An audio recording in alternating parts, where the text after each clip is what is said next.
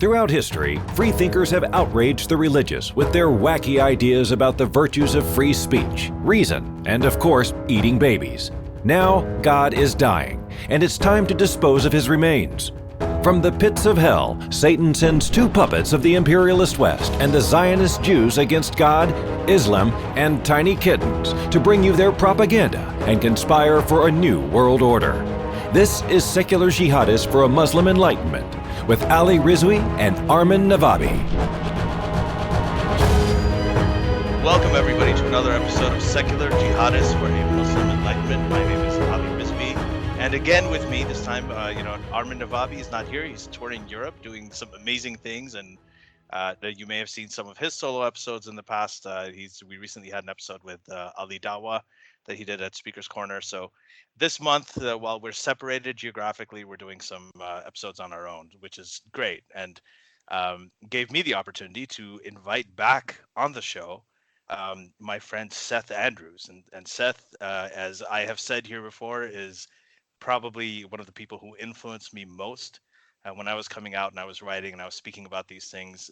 He's a former, you were a former pastor, were you? Or I was a Christian broadcaster. I was a radio You were a Christian host. broadcaster, yeah. So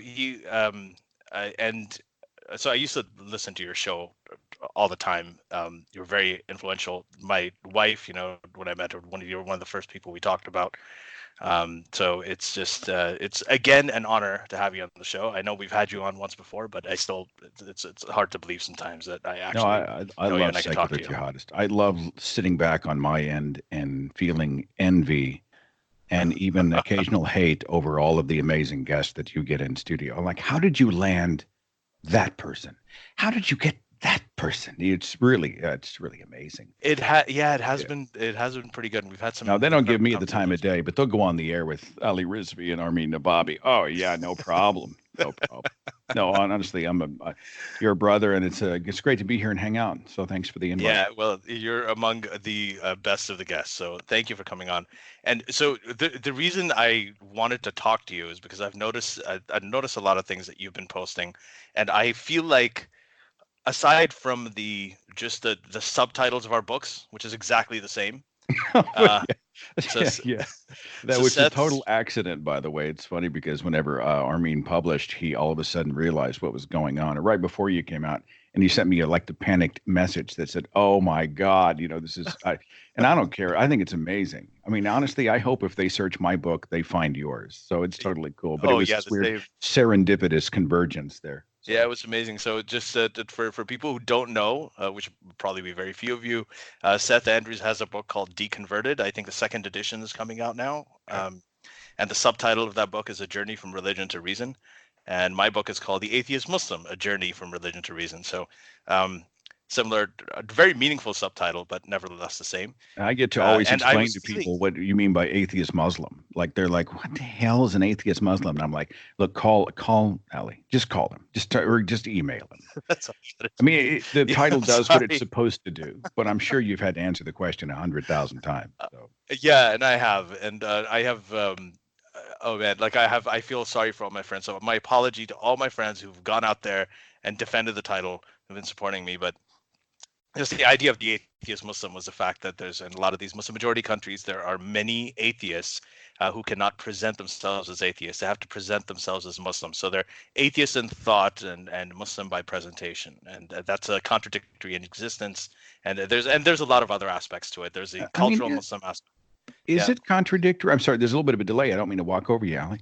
But isn't Muslim a culture? Like, couldn't I be a Muslim and also be an atheist, practicing Muslim traditions, but not holding a supernatural belief? Is that possible? Well, that's the goal, isn't it? What I want to do is I still, and this is one thing I talk about in the book, I still celebrate Eid. I still go to the feasts of Ramadan, except it's more like bring your own booze, feast of Ramadan. The iftar fast breaking feasts. So I take part in a lot of things that are sort of culturally Muslim, just the way that Richard Dawkins goes to church and Christmas, and he talked about singing Christmas carols. That's something that we retain. I just don't want to be able to. I don't want to have to do that with the ideology, the burden of having an ideology that I have to believe in. So that's really the main issue. Now, I am very privileged, right? There are many Muslims out there who were forced, ex-Muslims out there who were forced to fast during Ramadan. They were starved by their parents, and they don't want anything to do with Ramadan. They don't want anything to do with any of the religious rituals, and that's fine too. So there's that's a broader conversation, though. So if I see you on the pilgrimage to Hajj, I'll know that, well, this is just tradition. It's not really. So no, I'll never see you on the pilgrimage to Hajj. That's where the limits. That's where there are limits. I don't know if I'm going to go. Oh, look, it's 1 million people. Hey, there's Ali Rizvi. That's odd. Yeah. No. I would love to go there to see Hajj as just as an observer. I would love. I mean, I've been to Mecca many times as a kid. I grew up in Saudi Arabia. We used to go there once or twice a year to do Umrah and to the Kaaba, and I always loved it. I like that. I mean, I would love for people to excavate part of Mecca. I want the archaeologists to go in and check it out and see what the historical aspects of Mecca are, like we do with all other great cities, or great historical cities. But no, if I'm not going to go throw stones at the 3 pillars of Satan. That's not part of it that I'm into. Yeah. I'm actually kind of relieved to hear that. I'm glad to hear that. Yeah. Are you? Yeah, good news. Okay. So anyway, so the topic today, what we wanted to talk about, and I was seeing your posts, and again I was feeling this kind of kinship, because there is a lot of there was the atheist movement that you were part of, and you kind of you were spearheading it to a large extent as well. I mean, along with a few other really prominent voices. It's today, with all of the politicized discourse, the far left and the far right becoming more and more sort of vocal and louder and more intense, with cancel culture, deplatforming, censorship, all of these things that are going on. The Facebook bans of people. I mean, one of my friends, Harris Sultan, recently was banned from Facebook completely, and he has one of the most incredible Urdu atheist channels that is speaking to people in Pakistan and India, ex-Muslims there, and he's just been taken off of Facebook without any explanation. There's a lot of these things going on, and then you have the rise of Trump, and that has affected the atheist movement. It's caused a lot of polarization. The ex-Muslims are caught between a rock and a hard place, in the sense that most of them left the far right ideology, and now they're being offered a platform by a guy who wants to ban Muslims, and because he thinks ex-Muslims are part of it, they've got to be on my side, even though most of them have Muslim family members, and they're not completely, the vast majority of them are not Trump supporters. So there's a lot of there's a lot of fracturing in just the dynamics of the discourse that's been happening with the recent political situation in the last 4 years. And I know that you live in Oklahoma, you live in a red state, so you've been part of the atheist movement for a long time. We've seen a lot of, I have atheist friends who I was really good friends with, who's completely moved over to the far right and adopted that ideology. Not many of them, but a few of them. Are you noticing this, and how are you feeling right now about everything? Well, so your question is, how do we fix the world? Really? I mean, there's no. Yeah. Okay, I'm just saying. And you have 60 seconds to answer. No. Just like the Democratic debates. Well, the polarization and the lack of discourse, the sort of dehumanization of our opponents, especially online, was happening long before Trump. We're seeing an increasing level of polarization during the presidency of Donald Trump. But I have felt, and this is why I've been posting more and more along these lines, that I oppose extremism. I just don't think that the tactics of the extreme left are helping us. Yeah. And what happens is they often exist in a binary model, and they want to exist beyond criticism. They only see good, evil, A, B, yes, no, black, white. So if you say, I think Antifa is doing great damage in the cause for justice, the extremist will say, well, you are then not anti-fascist. Therefore, you're a sympathizer of fascist. Maybe you are a fascist. And they just lose their minds. And then you become persona non grata, if I disagree with pummeling people with milkshakes in the public square to humiliate them, which is essentially a form of assault. It's political violence in that way, as how they frame it. If I disagree with that as a useful tactic, they lose their minds and say, well, you don't think that we should use mockery and satire, and they're killing us in the streets, and you're enabling the Nazis, and how could you? And before you know it, they're only speaking in these very polarized sort of scenarios. It's almost like a religious dogmatism where they are the righteous and you must qualify as the righteous, or else you are unrighteous and therefore should be judged and publicly shamed. They love to publicly shame. And now that gets us into cancel culture. The challenge is that, these things are nuanced. If you see someone who has a history of publishing terrible things or saying terrible things, and you go on Twitter and you find examples, that's totally legitimate. And we should be able to see a record of where they stand and what they're like and what their value system is. But if you are like the people who went through Kevin Hart's Twitter feed to find a homophobic tweet from 10 years ago and use that as an excuse to get him canceled from hosting the Academy Awards in 2019, well, have we allowed for the fact that he has evolved his point of view? Are we being fair to the Kevin Hart of today in relation to what he was doing as a comedian 10 years ago? Those are separate conversations. But in the Twitterverse, everything gets conflated. Everything becomes this big milkshake, and you just can't get all the ingredients back out of it again. And I find it so difficult to try to have a nuanced, meaningful conversation, case by case, when it comes to the people who are players in the arena of ideas out there. And it just frustrates me. It frustrates me in the atheist movement. I mean, you mentioned the fracturing. What a great word. There are some people who are extreme on the left and on the right, come to think of it, who will find somebody who has been discovered to be a bad agent in the atheist movement. There's someone who was accused of sexual assault, or they were embezzling money, or they just outright lied about their story and they got busted.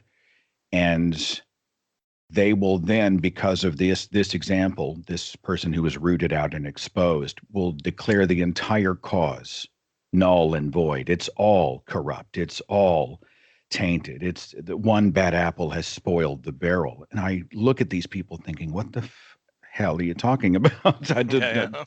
This makes no sense. Why would I throw out the hugely important work we're doing as rationalists to criticize religion and to debunk these mythologies and to help assist people to crawl out of the mire of superstition and start a more rational, more truthful, more satisfying life? Why would I ever stop that activism because somebody over here did something awful? And part of me, the optimist in me, says the fact that they were rooted out in the first place tells me that there are good people who are still here within the movement, however you define it, and good luck with that, who are rooting out the bad, who are holding people accountable, who are willing to make the tough decisions and expose the bad, even whenever it's a black eye for the entire culture, And so I think it's this sort of culture of extremes. It's funny. I'm left, right? You look at my life, my value systems, Ali, and I'm a leftist. I'm. Oh, me too. Yeah.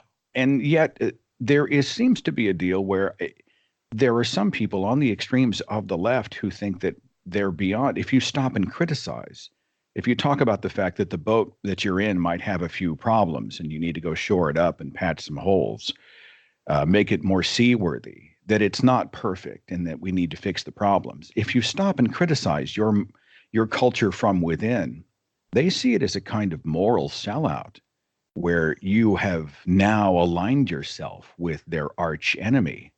This to me is bizarre. Why would I want to leave it to Fox News to criticize the left? Why would I want to leave it to Donald Trump to criticize the left? If there's a legitimate problem, I think it would be those of us within the left who should say, hey, hang on just a second. This is wrong, or it's misguided. It's based in bad information. We need to fix it so that we can be better at what we do and be more effective in sort of sharing our values to the world. So at the end of the day, I guess if I had to encapsulate what has been driving me, it's just this resistance to extremism on both sides, hell, on all sides. Yeah, I agree with a lot of that, and I got into I got a little bit of heat for thinking that some of the milkshake incidents were funny, right? And they can be, right? They satisfy us. Yeah. So, that's the thing. Like, I had my view on it was, and I said it, I was like, it's wrong. There should be consequences. We can't go around accepting and normalizing culture where it's okay to throw a milkshake on somebody and there's no consequences for that. But sometimes when it's done to the right people, for instance, if there is a gang of incels and there's a feminist from Afghanistan who goes and throws milkshakes on a gang of incels, I would say, okay, that's really wrong. You shouldn't have done that, but it's fucking hilarious. We've right? all had that conversation. I shouldn't laugh at it. I know it's wrong. I know it's not productive, but it does resonate with the part. I mean, it's not that I don't understand. Yeah. What's interesting to me, though, is the people who I get your broader point, though. Yeah. Pro milkshake have absolutely no clue as to what happens after the milkshake is thrown. There will be no response, or the response will be that they're going to go hide in a hole. And I'm like, you have no idea how human nature works. The very nature of this beast is escalation. You throw a milkshake, I throw a brick. You throw a brick, I throw a knife. Yeah, I don't know about that. Well, I mean, we won't get into the milkshake thing. I don't know how much of a slippery slope it is, because like the whole pie in the face thing of politicians has been a very sort of old. But that let's just. I'd love to. No. If you understand on different sides of the issue, that's cool with me. Yeah, Are you pro pie? Are you a part of the pro pie crowd? So here's I'm coming out. This is what I said. Okay, I said that I think this is wrong. Right. What I don't agree with, and this is where I stand on a different side, is I don't agree with the slippery slope argument. I don't think that I think the people who, there's a big difference between violence and humiliation. I think violence, what that does is it happens de novo. And yes, you can have somebody who threw a milkshake on somebody and next time they're going to show up with a gun. That can happen, but there's a sort of a time-honored tradition that I don't, by the way, think is right. I don't think it should be legally it should be legal to do that, or there should be no consequences. But there is a thing of, when you throw pies in the faces of dictators and demagogues and some of these like high power people, and to make a statement, and it's funny, and there's a humor element to it, and I don't think that is something that should be that we should start throwing out alarm bells. Okay, well, this happened. They threw a pie in his face, and next thing you know, they're going to go and assassinate him. Because I'm not jumping into the assassination camp right off the bat. But I mean, if you think about if someone feels accosted in some way, they're going to have a reaction. There's going to be a reciprocal reaction. And we've already seen it doesn't take long. I mean, whether you love Andy Ngo or not, whether you think he's a charlatan or a fake or an awful human being or not, it didn't take long. It's terrible. Before we saw that, shakes didn't take very long to become fists to the face. This is, I think, part of the nature of this type of demonstration. I'm all about ridiculing the powerful. Satirists throughout history have done an amazing job of taking those in high and lofty positions and reducing them, and knocking them way down. People have had that Trump balloon with the diaper that's been floating all over London. That's fantastic. I mean, there's a way, I think, to use the tactics of humiliation, mockery, and satire without necessarily breaching somebody's personal boundary. And it's possible I'm wrong on this. We agree on that. We agree on that. Like I don't. That's not something that I would do. Not something all I did was reserve the right to say that, okay, I thought it was funny when it was done to Nigel Farage. That's it. Now, if the same thing had been done to, some, persecuted gay kid who came here from Egypt as a refugee, I would not find it funny. I would think that would be horrendous, right? So it's just also a subjective set of rules as to when it's applied. There's an attitude among many that speech is violence. Mm-hmm. Now, I'm a communicator, so are you. Yeah. We know the power of speech. We understand that the words can really harm, can do tremendous damage out there. But I remember I did a podcast a few years ago, and I was talking to someone, and they were advocating the punching of Nazis. Just go sucker punch them, just kick the shit out of them, Yeah. And I said, do you equate a word spoken with a bullet fired? I think is what the question was. Forgive me, it's been a long time. And they said yes. And I think that's a problem as well. At some point, you have to say, yes, words have power, but speech is not violence, not in the way we frame violence. That's a whole other conversation. That's and on that we're aligned. I'm not a fan of punching people who are even if they're Nazis or anything like that. I think the violence is a very different thing. I think this was just an interesting conversation. The whole milkshaking thing became such a big deal is because it was the blurred. There was humiliation. There was violence. It was kind of somewhere in the middle. The line was a little blurred. Yeah. It did breach personal boundaries, and that was the whole idea. If somebody gets punched in the face, when Richard Spencer got punched in the face, I actually didn't laugh. I didn't think that was so funny. I thought, I was like, oh my God, they're going to turn another moron into a martyr now, because that's what happens, right? Exactly. What, and that's a T-shirt, by the way. Stop turning morons into martyrs. Into martyrs, right? So, and then this happens every time they on college campuses, they shut down these conservative speakers. They just become, they become Milo Yiannopoulos and guys like that are going around as free speech heroes. And like free speech heroes, there's so many better deserving people of that status, right? Who we should hail as free speech heroes. And I come from places where there are people like that. Raif Badawi to me is a free speech hero. Now, do I want, Raif Badawi and then there's Milo Yiannopoulos? Absolutely not. I don't think there's any comparison whatsoever. But because of a lot of these sort of far left tactics and drowning them out and drowning out these people and trying to shut them down using violence to subdue them, I feel like we're having this effect, and it's and they the thing is that the Trumpians and the far rights, the far right people, they tend to thrive on victimization. So does the left. Everybody, whoever's more oppressed, whoever's got more of a minority status and has been more marginalized, there's a sort of victimhood mentality to that. But on the far right, that happens a lot too. Like, Trump is a billionaire, right? He's a billionaire. He's a president of the United States. He is technically the most powerful man in the world, leader of the free world.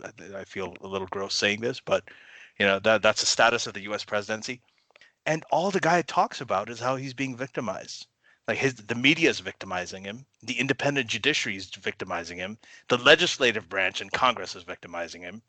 His own Republicans, his own appointed CIA directors and his FBI and his intelligence, the media, Fox News even, the mainstream conservatives, all these guys, they're all just out to get him. And he's just sitting and he's incessantly whining about it. Yeah. The people who are kneeling at football game, right? Protesters, they're victimizing him. And they thrive on it, and their audience and their base actually eats it all up. So it helps them. That is the oxygen. The more you sort of treat them like victims, you try to shut them down through illegitimate means, that is their oxygen. That's the oxygen that we give them, and it helps them thrive. And which is why, now, obviously, you have to criticize people when they're insane, right? The question is, how do you want to do it? And I don't think that compromising on free speech and saying, well, I believe in free speech, but you shouldn't say this and you shouldn't say that, and white people should never talk about like minority issues or whatever it is nowadays. I just don't think that helps, because the left should be, it has always, as far as, the reason I'm a leftist, the reason I'm a liberal is because I came from a place where I didn't have the luxury of free speech. I grew up in a place, I remember promising myself in Saudi Arabia when I couldn't talk about things openly in conversations with people I just wanted to, I was like, oh, like throw a milkshake on, I guess. No, not really. But no, so, I know what you mean. I couldn't speak. What you mean? Yeah. because it was dangerous. And I remember promising myself that when I'm in a place where I can speak freely, I'm not going to take it for granted for even a day. And I promised myself that. So it's strange to come here and see things like the cancel culture and see. I know deplatforming isn't censorship from, it doesn't Alex Jones still can go out and shout out from the rooftops, and he can still go on a street corner and preach his message, whatever. His free speech isn't really necessarily damaged. He's just been deplatformed. But even that, I think, is it's a difficult thing for me to see, especially on the liberal left side.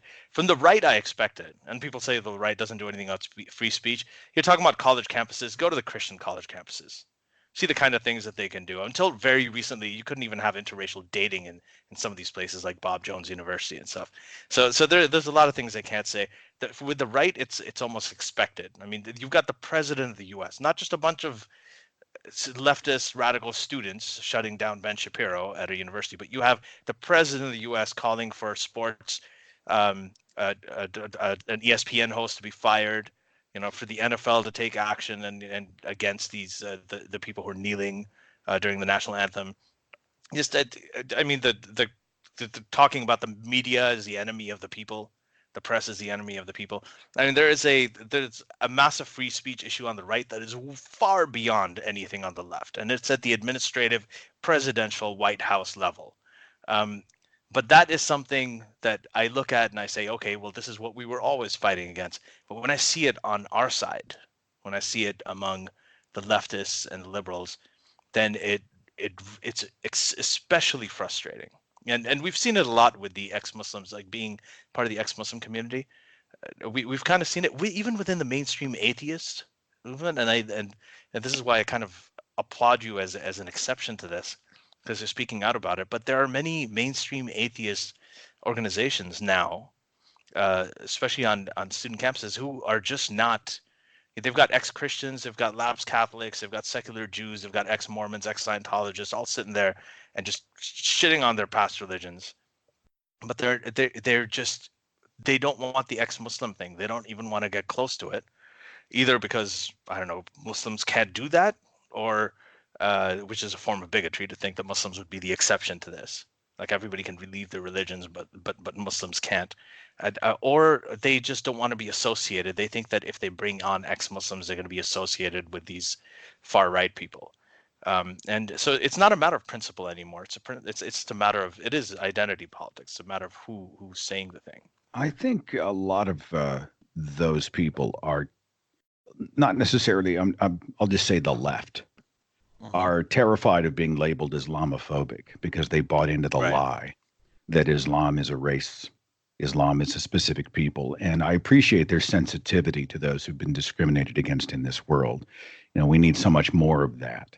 But Islam is an idea, so people get respect, but ideas have to earn it. And how often do we see Islamists using the term Islamophobe as a conversation stopper so that they can exist beyond any criticisms from people like you or me or whoever? It's interesting. You mentioned the ex-Muslims who never want to take for granted free speech. When I hear you or Faisal Saeed Al-Muhtar, Sarah Haider, Yasmin Muhammad, et cetera, who come out of those cultures, they look around at the stuff that people here in the United States lose their minds over. And they're like, you guys are just, I hope I'm not putting words in their mouth, but like, what a spoiled culture. Like, you have no idea what you have here in the United States and why it should be protected and embraced. And, we don't want to be in the censorship of ideas game. I agree with Christopher Hitchens when he was like, who would you allow to decide for you which ideas you get to hear, which speech you get to hear? And the answer is nobody. I get to decide. I'll go listen to it. I'll decide what my opinion is. And if I agree or disagree, I'll make that determination and vocalize it on my terms, my way. I won't allow somebody else to decide for me what I get to hear in the arena of ideas. And I think that's something that I've really heard from the mouths of ex-Muslims, people who come from a repressed speech culture, like, no, let's have the speech. If nothing else, let's err on the side of speech, because it's so precious and so few people in the world really have it, you know? Yeah, there's something. So the one thing that ex-Muslims and people and again, I can't speak on behalf of all ex-Muslims, but I have had conversations with many of them, and I think that we're aligned on this. One thing that they have a lot more tolerance and acceptance for is number one, more strident dialogue. They're a lot more comfortable with it than people here in the West, right?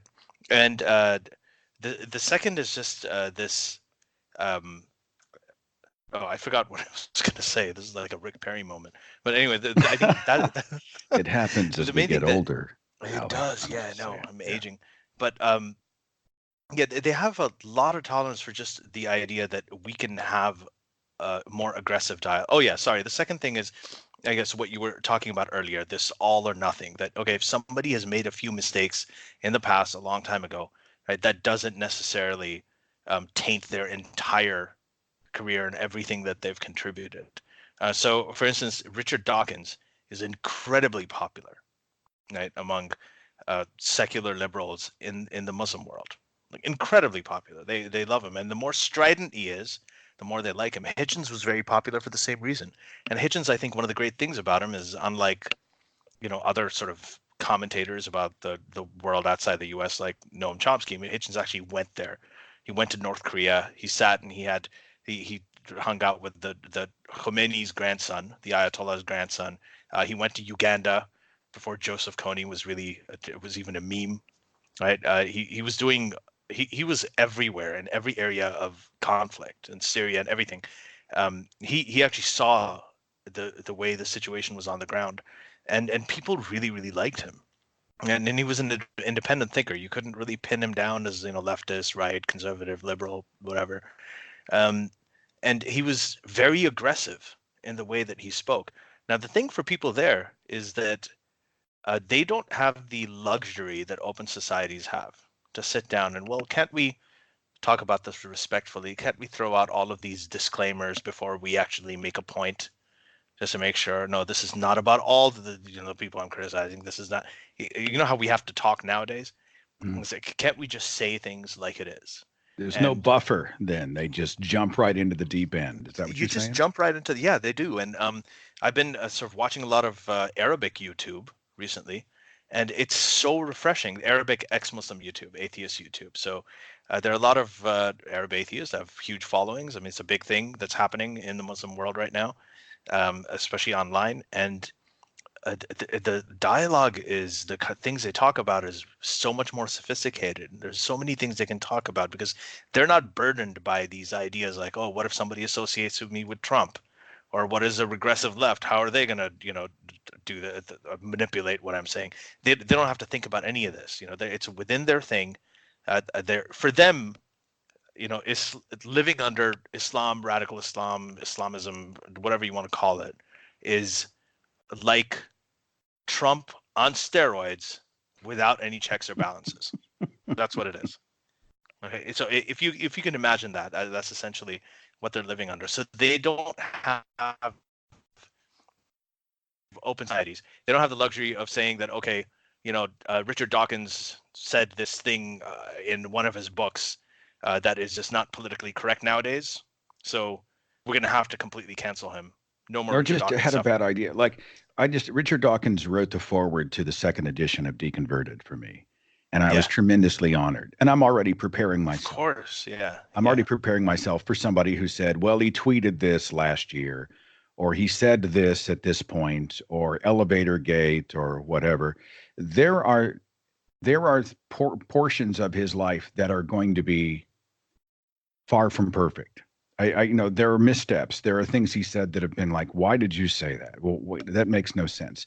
But if we look at the big picture, Richard Dawkins has done more for the cause of the atheist movement and science education in the last 50 years. Actually, he's done more before breakfast for the cause of science education than most of his critics will do in their entire lives.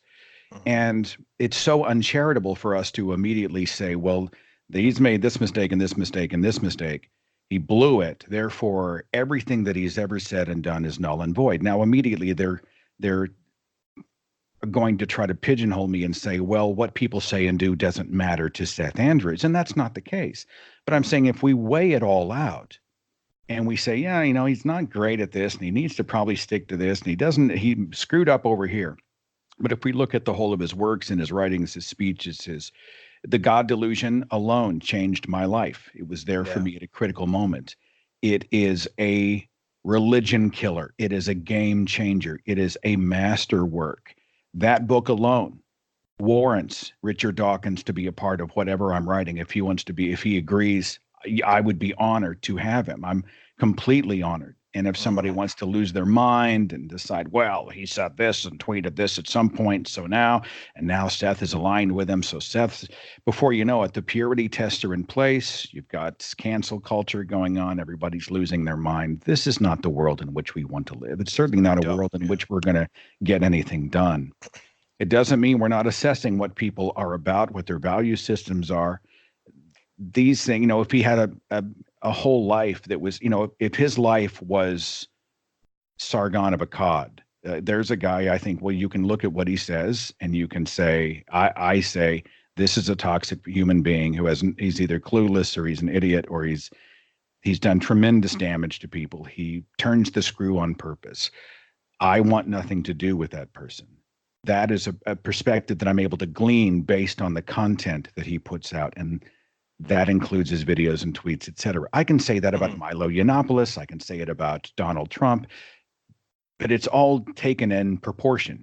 And then proportionally, I look at Richard Dawkins' work, and I think the vast majority of what he's done has been meritorious and well defended and has changed lives. And I'm honored to be associated with that. There's no room for that in the extremes. So. Yeah, absolutely. And he did the cover blurb for my book, and I remember he actually sent me a really long email critiquing the first chapter of my book. It was in the historic present tense, which is a massive pet peeve of his, according to him. Along with chewing gum. I've heard that he hates chewing gum. Chewing gum and baseball caps. Even if they're not worn backwards. So, yeah, I'm sorry. So, what was it he took issue with in the first chapter of your book? The historic present tense. Seth, he sent me a line by line thing of because I wrote it like a lot of American books are written. They have I start the book with an incident when I was in 5th grade. And I wrote it in the historic present tense in the sense that I am sitting in my classroom in 5th grade and the teacher is making us and then he just wrote, he's like, first of all, you're not sitting in the classroom. And he really liked the book. So he did it with a lot of praise as well. So I couldn't, he would say something like, you're not sitting in the classroom in 5th grade. You are sitting here and you're writing an amazing book about blah, blah, blah, blah. So he was sort of flattering at the same time as he was ripping me apart. And it was, but I just read the email and I was like, wow, this must have taken ages for him to go through he's like on page this, you said this on page, and I was looking, it was almost like liner notes. And I felt so honored. I'm like, this is a guy I've been reading since I was a kid. Probably felt exposed a little bit too. Like, it's almost like he's been peering in your windows. Like, this guy is looking into my writing abilities. Because that's how I felt. And, but he's obviously a fan of the book. And he should be. Yeah. Well, he's a huge fan of the book, and and I met him afterwards, and he's been absolutely wonderful. But it was I actually loved getting that email because I have not just thought of him as a great science communicator. One of the reasons that I think the way that I do, some of the reasons is, Carl Sagan, right? Watching the Cosmos series when I was a kid, Demon Haunted World, all that. Richard Dawkins, just the way that he wrote. He's not just a great science communicator, but I think he's an amazing writer. I think he could write a fiction book. Yeah, just incredible. And we need that more, actually. I think that rather than, we need more storytelling. The way that Sagan and Dawkins and Neil deGrasse Tyson turn truth into stories. We know what happens when you turn bullshit into stories, like with religion. Right. you turn it into stories, it's very, very compelling, and it gets out to billions of people. But often, a lot of times, what we do as atheists is we go to these conferences and we do these, obviously non-fiction lectures, like bullet points. It's so cerebral. But the way that Dawkins and Sagan and Neil deGrasse Tyson do it is they really paint stories, and they tell you stories. So it doesn't matter what they're saying. The fact is, well, they do it with the truth, and they make it just as awe-inspiring and just as compelling and just as much of a page turner as everything else. And I learned from that, and the way that I wrote my book also has a lot of elements of that too. It becomes a participatory experience. With a lot of these lofty science writers, you feel like you're sort of looking up on the high mountain. But a good science writer actually allows you to participate, and reminds you that science is a process. Science is a way of examining the world. By the way, I have to apologize. I didn't think that I was drinking out of this cup. Whenever you're speaking, I was drinking out of it. It says, "Have a nice day," but whenever you drink out of it, it has "Have a great day." Oh, when and, you drink out of it. And it has the middle finger. And I thought, oh my God, while you're busy saying something serious, I'm flipping you off with my coffee cup. And I didn't mean for that. I'm not sending a subliminal message because of that. I'm totally honored. And I'm not, that wasn't for you. It just happened to be the mug that I grabbed. For those people listening to this on audio, Seth is drinking out of a mug that says "Have a nice day," and then when he drinks out of it, you see the bottom of the cup, and there's a middle finger on there, which is hilarious. I just happened to see it in the reflective or in the return video image, and I was like, I cannot believe you're talking about all these serious issues, and I'm sitting here pulling up the middle finger, and I'm just like, oh, I'm so sorry about that, brother. That's my fault. I know, that's okay. Well, I think I'm drinking a Berry La Croix. Those drinks I get it. Are terrible. Yeah. I call it La Croche. I've heard that those sparkling water drinks are the taste equivalent of when your foot falls asleep, and I agree. That's exactly what they taste like. They're terrible. It's the only thing I have in my fridge. But go ahead. Yeah. As far as the culture is concerned, the one good thing I'm seeing is there seems to be a fatigue out there in the good sense of the word, of all the fighting. I'm tired of all the fighting, and I'll hear people, I'm tired of the bickering. I'm tired of the call-outs. I'm tired of everybody always warring all the time. That's why you see people say, I have to take a social media break. I have to get out of here. I'm doing social media less, or I'm changing the way that I approach people. They're going on retreats away from social media. Like restoring their humanity, sort of a thing. And I think even online, there's a way to do that, to remember that it's not just you versus the two-dimensional avatar. It's not just you trying to win while everybody else is watching and trying to get them on your side. It's not and I'm guilty of snark. Oh, I am so guilty. Sarah Hayter made a public pact on Twitter that she was not going to be snarky ever. And I thought, what a wonderful goal. I know I should. I know it would help, but I'm always throwing the zinger out or the one-liner.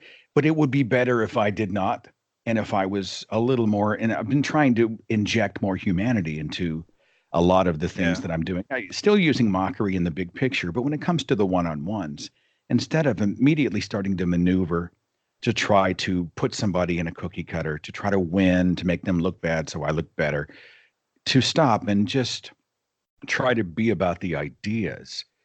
And that has helped me. Street epistemology has helped me, using questions, having people have to answer for the truth claims they make, not allowing them to shift the burden of proof. Ultimately, remembering that many of the people who believe really bad things are victims. Many of the people who are religious are victims of bad ideas. Many people out there, we call them not even human beings. Oh, so-and-so's a racist. Well, they're spewing toxicity. They're also a victim of bad ideas.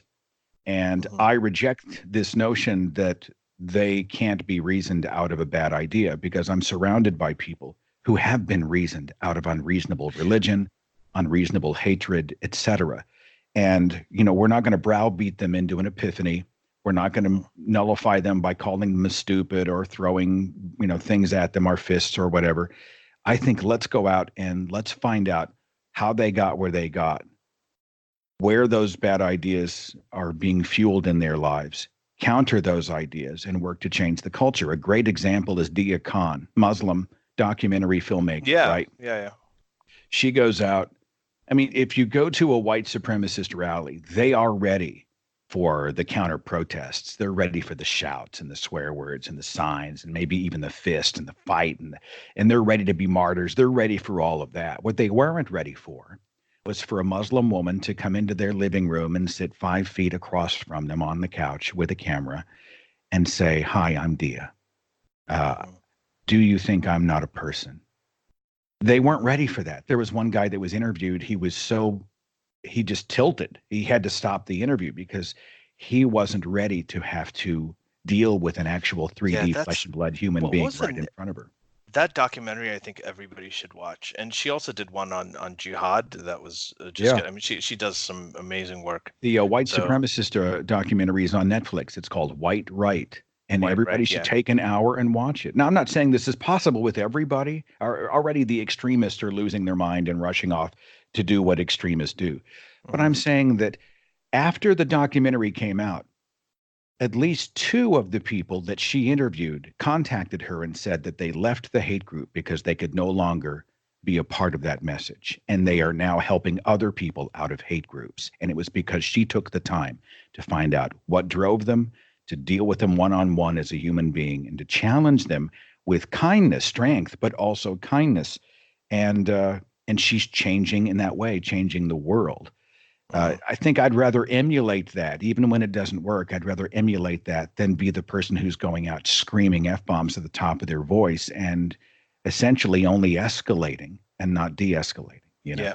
So, I have so that generally describes a lot of my approach one-on-one with people, the way that I do things. But I don't, where I disagree with you a little bit is, first of all, I enjoy Twitter. I don't take it. I think I don't take it as seriously.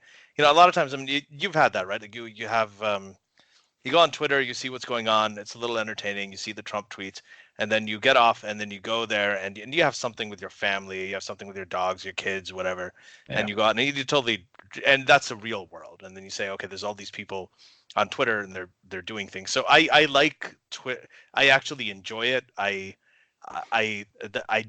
think snark has a place too. I think satire, mockery, all of that. It very well might. It might. Yeah, I think that humor has a place. I mean, Bill Maher is one of the most snarky guys there is, and he mocks everything, and he's very funny, and he gets into a lot of shit all the time. He gets into a lot of trouble. People say that his approach isn't useful.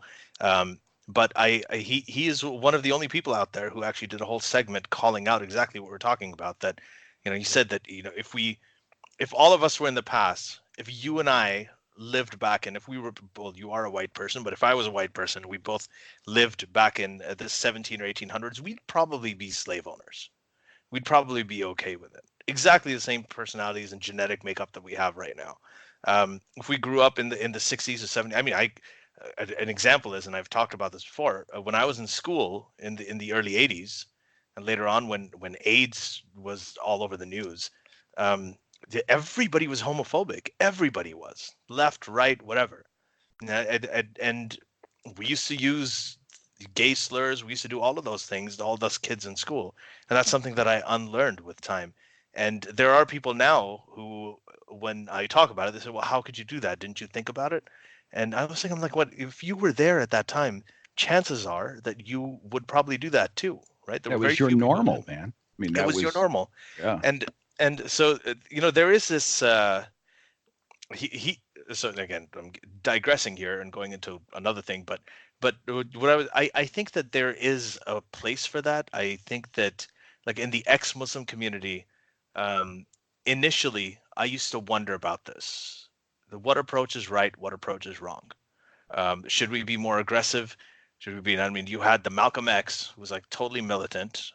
You had Martin Luther King, who was like diplomatic and more sort of conciliatory, and they had Rosa Parks, who acted in silence, right? So, and all of them, did any of those approaches work more than the other? It's really hard to say. I think Armin has an interesting thing that he said in his interview with Ali Dawa.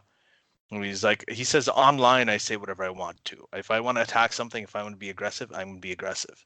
Now, if you see that and then you come to me and then you message me and you say what you said there really pissed me off and I want to talk to you about it, then I'm going to have a different approach. When I'm talking to you as a human being, one-on-one, I'm going to have a different approach that is going to involve a level of respect, a baseline level of respect for whoever you are, just as a human being and what your circumstances were. But when I'm talking about ideas out in the public, then I should be able to say, I want to be able to say, what I want. And that brings attention. I'd like to qualify. I think for me, when I left Christianity, making Jesus jokes was actually a liberation exercise for me. Mm-hmm. Plus, most of them are funny, right? Like mocking Jesus and breaking the blasphemy law is a liberation exercise. Taking the powerful and knocking them down several notches with satire and snark and mockery and ridicule. This has great utility. I think, though, when I'm dealing with the people, I'm trying to be more compassionate to the actual human beings I'm engaging. But the ideas themselves, no, I absolutely agree. The ideas themselves are prime. And that's why I think that we should all be drawing Muhammad. I think that, because Islam is an idea, the idea of Muhammad, this doesn't get a pass, no matter what many of my fellow progressives might say, perhaps even out of fear. I think that, this is a ripe candidate for ridicule, and it's healthy for us to do so in the public sphere. Yeah. And so I just try to make that distinction between, am I dealing with a one-on-one human being, or am I on the larger stage, the macro stage, dealing with an idea? Because my approaches will differ depending. Yeah, I think I agree with that. I think that we need to talk about and mock ideas. When I get into one-on-one conversations with people online, even a lot of them, they'll say, you idiot, you moron, and so I kind of ignore that and I just answer the point they're making if they're making a good point. If they don't, I just kind of ignore it, because at this point I have so many mentions, I don't know what I'm going to respond to. How often have you been threatened with hell? Is probably that's probably a world record. That's the best one. That's the best. I get threatened with hell all the time. And the thing that really annoys people the most, actually, especially with some of my Muslim critics, is I just tell them that they're like, what would you do if you died and then you went to hell? I'm like, I'm confident that even as an atheist and as a blasphemer and an apostate, I'm confident that if Allah is real, he's not going to send me to hell. It drives them insane. Like, why? I'm going right to heaven, because he's not going to throw me with Hitler, because I'm going to go and I'm going to ask him, like, hey, listen, you made me this way. Why did you give me an inquiring mind? I was asking questions. I said, if I find evidence, I would believe in you. And now I've got evidence. And now, yeah, of course I believe in you, because you're right in front of me. Now, are you going to throw me in hell with like Hitler and all those other guys? I don't know. Maybe Allah likes Hitler. You'd think they have some things in common. But anyway, and the other thing is, like, look at the universe around us. I tell them, I mean, if somebody is so magnificently brilliant that they came up with time dilation and they came up with all, hundreds of billions of galaxies and the process of evolution and embryology and all of these amazing things that we witness, if these are all created by Allah, like there's nobody who could create all this stuff who would really, really give a shit that I was like, well, you didn't kiss my ass 5 times a day. Why didn't you kiss my ass 5 times a day? I made you hundreds of billions of galaxies. How dare you not kiss my ass? It just doesn't make sense. So it's never going to happen. I am going to heaven, and I'm confident. So fuck Pascal's wager. Like, there's no thing like that. So I don't know, for some reason that. But that's that's a liberation exercise. I think that qualifies. I mean, you're saying, look, if an omnibenevolent God was sort of hanging around here and cared enough to have the conversation, that God's not going to torture me for using a mind designed by him. He's not, yeah. And especially considering everything else that he seems to have done, allegedly. Yeah. Right. But anyway, that's I wanted to move on to just some places where I mentioned Bill Maher as one of these guys, and you talked about the fatigue that people are a little bit tired of all of the discourse that's been happening, including people on the liberal side. I've seen that with, columnists like, there you go. Sorry about that. He just got his little puppy. Yeah, I had him nipping at my ankle, so I just brought him up here. Go ahead. Sorry. Yeah, so Barry Weiss is a columnist for the New York Times. He's very sort of controversial. It's interesting to me that Joe Biden, is leading in the polls consistently by far in the Democratic primary. Whereas if you look at Twitter, you would think that it would be like one of the super hyper leftist people. And that is something that really nails for me something I've thought for a very long time, that Twitter is really not, that is a place. You were talking about extremism and how you have extremism fatigue, and we're talking a lot about Twitter, right? And I think that Twitter is just a sort of congregation space for the extremists and people like us, but we have fun on there. But there is I think that dynamic is really more on Twitter, but in the real world, the New York Times had another article. They were talking about the Democrats, and they said that only about 20-something% of Democratic voters are on Twitter. Like the majority of them are older. The minorities, I mean, you have sort of two black candidates on the Democratic primary, but who's got 45% of the support of the black people? Joe Biden. I mean, it's incredible the way that things are working out in the real non-Twitter world versus the Twitter world, and people on Twitter can't get their heads around it. They're like, "There's something wrong with these polls. This doesn't make sense." And to me, it seems like there is still, maybe things have not changed as much as we're thinking. Maybe we're just seeing it a lot more, and it's more apparent. I don't think that is the case either, because we've had this sort of siloing of political views and people just listening to what the stuff that they agree with, like conservatives watching Fox News with cable channels and MSNBC and CNN and everything. But overall, I think that there's probably I don't think there's been this massive transformation where we look at Twitter and we're like, the entire thing has changed. So I'm a little bit more optimistic. What do you think about that? It's possible that Twitter is like a hyper-focusing lens pointing to a specific kind of communicator. I buy that. It appeals to people who communicate in 280 characters, who probably enjoy the rapid fire sort of machine gun exchanges of Twitter. I mean, I buy that. There could be some merit to that. I heard someone say something about Trump that I've never forgotten, but they were talking about the appeal and the fact that he apparently isn't able to do anything that rankles the evangelical right as they hold on to their power. And and they said, Trump is a black light. He's like a black light at a crime scene. And right. he has exposed what was already there. He has exposed the hypocrisy of the religious right, the unbelievable breaking, not blurring, but breaking of the church state line, and I think, moral and intellectual and moral bankruptcy of those who support him, or the rationalizations of those who somehow have still bought into this outsider narrative or the rich businessman narrative. Or maybe he speaks to the worst angels of their nature kind of thing. It's, the one thing that I grieve every day when I look at the news. I'm like that meme that has Picard on the front. It says damage report. That's how I am every day when I look for a Trump headline. But it has had the purpose of revealing for all to see the absolute moral bankruptcy of the Franklin Grahams, the James Dobsons, the Paula Whites, the Kenneth Copelands, et cetera, who line up and enjoy the spotlight with him, because it's obvious they've sold out their compass for power. I think there's this one thing that we tend to miss in this conversation, and I think this is this is important. So, sorry, I was getting another call, but sorry, I'm going to ignore it. They're like Sam Harris. I remember you tweeted like the day after Trump got elected, he said that this is the irony that you've got 81% of evangelicals have elected our first atheist president. You can tell me, have you seen that interview when they asked him about his favorite Bible verse? Yeah, and he was like, "I don't want to get into it. I don't want to."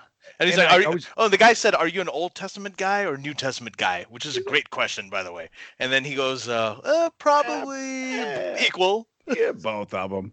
Well, and that's the easiest question in the world to fake. Like if you're a politician, hell, just toss out John 3:16, or I love the story of Adam and Eve, or I love the crucifixion again. He could have faked it without even going to a specific verse. Well, I mean, he also said, he also said 2 Corinthians and everything. So, but the thing is that the thing that I think a lot of people are missing is the Supreme Court. I mean, if Trump wants to win again, and I don't know the way he's going right now, I don't know if he wants to even, he doesn't have to talk about the economy. He doesn't have to talk about anything. He just has to say that, hey, listen, if I get 4 more years, we could have a 7-2 conservative majority Supreme Court. Yeah.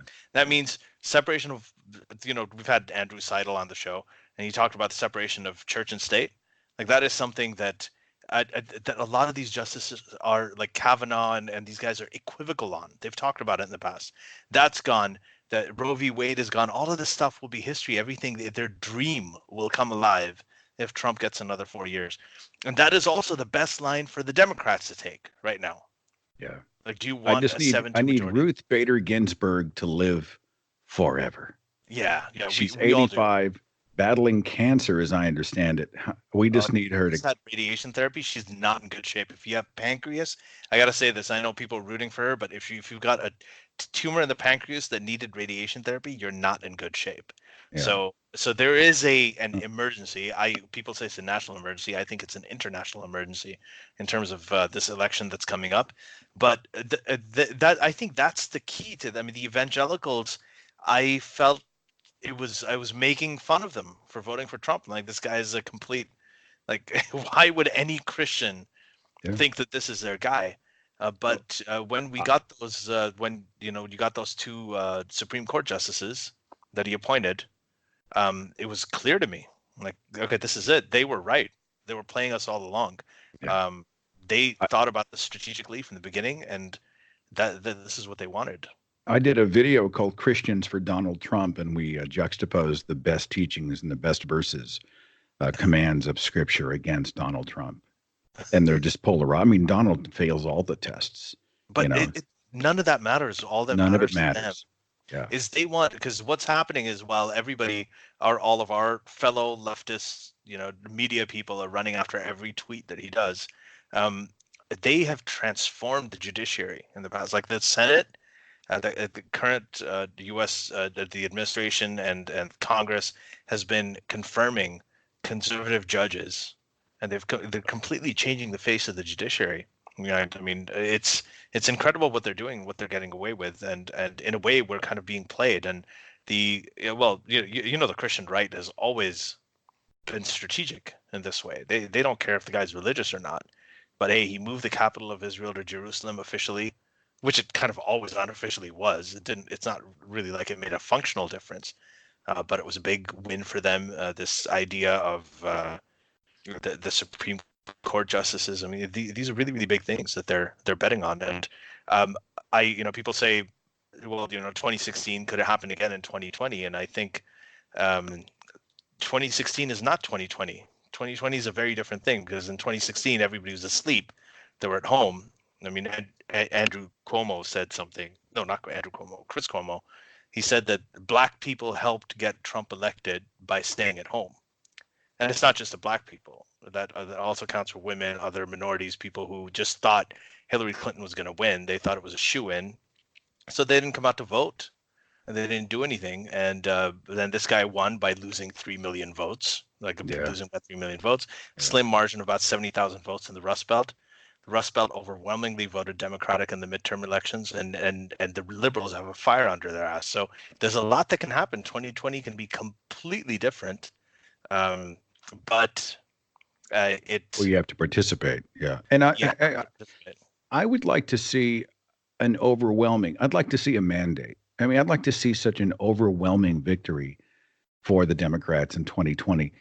Not just because I think we need a return to sanity and for the safety and protection of the United States of America, it simply must happen. I'd like to see us send a message to the rest of the world that, hey, we're sorry, we're not exactly sure what happened, but we're working to fix it, right? Because all of the rest of the world is pointing a finger in our direction, wondering why we would so eagerly put a charlatan and a con man and a cad in this position of power, and why we would put up with so much.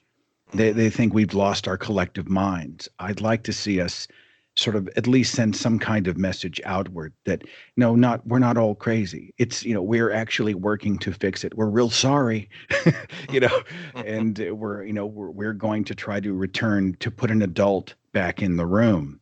And I certainly would like to see that happen. So I think we have to be diligent and keep kicking as best we can. Yeah, and just I get to conclude on this to some extent, I think that there are many reasons for me, because why do I want to see this Trump thing end? Why do I think it's so important? Primarily, I think that it has been a horrible thing for what secular Muslims and free-thinking Muslims have wanted to do. Because, before we had this issue with the regressive left and everyone talking about Islamophobia as a term, but we could talk about it, right? We could talk about it openly. Now it has become even more difficult, because the moment we talk about anything, it has empowered the regressive leftists, the Trump being in power, because now they can say, see, we were right. All of your Islamophobia and everything, and now, it's all coming home to roost, and now we've got this guy, and the ex-Muslims are being lumped in with that. The moment you even talk about it or broach this topic, they're like, oh, okay, so you're a Trump supporter, aren't you? We all get this accusation. Just today I was seeing, Yasmin, I should plug this, Yasmin Mohammed has her new book is finally coming out in October. It's called Unveiled, how Western liberals empower radical Islam. And, everybody kind of knows him. She's been a friend and a hero of ours for a very long time. And she was getting attacked for the same thing. It's like, well, this is your support of Trump did this. And she is one of the most anti-Trump people I know. So even with her, she's been, and I talk about how much I can't stand Trump. And I think it's been horrible and very, very toxic to the ex-Muslim movement.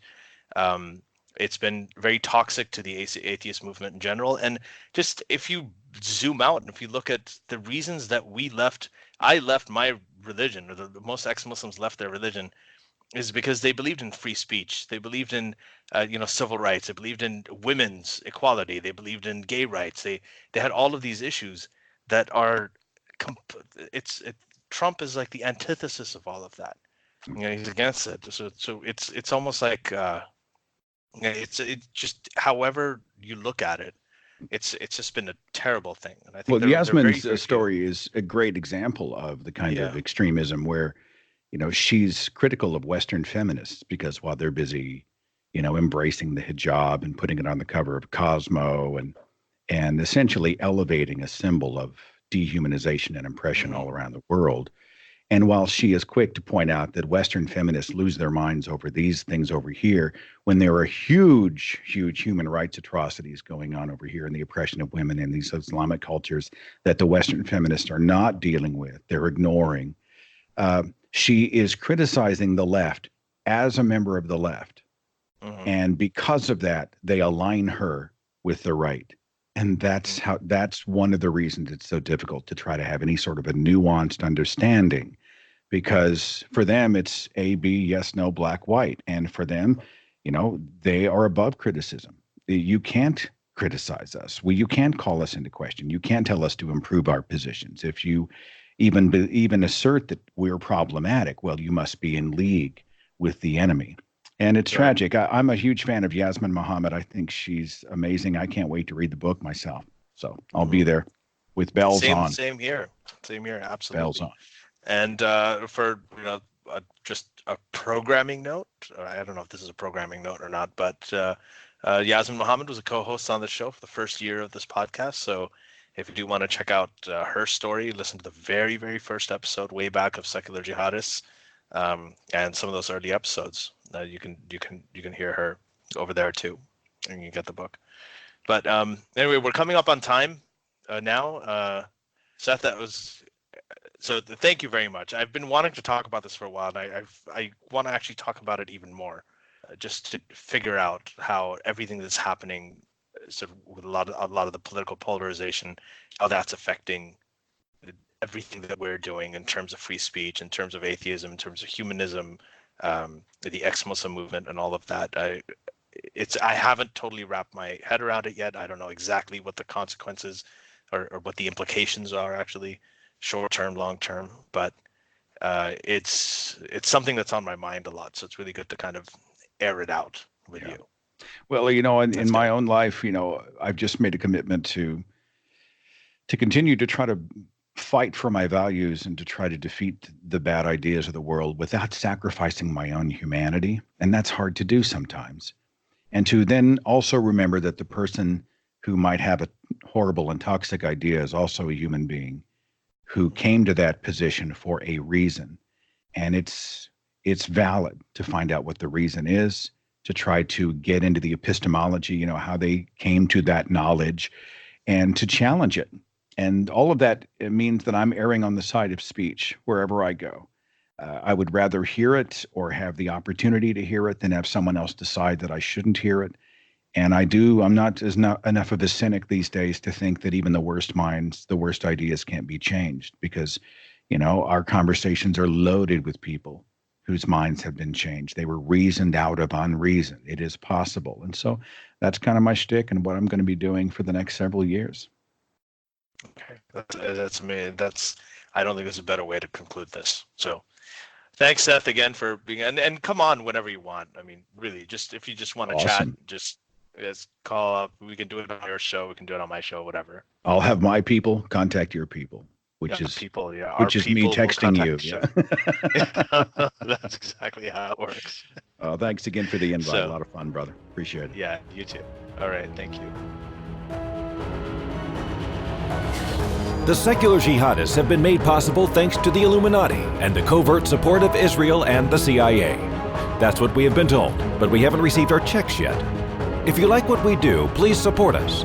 Share the podcast with your friends. Write and tweet us with topic and guest suggestions. Or head over to secularjihadists.com and give $1 or more for exclusive access to live video. Have your questions read and answered on the air, and more. Till next time, may the flying spaghetti monster be with you.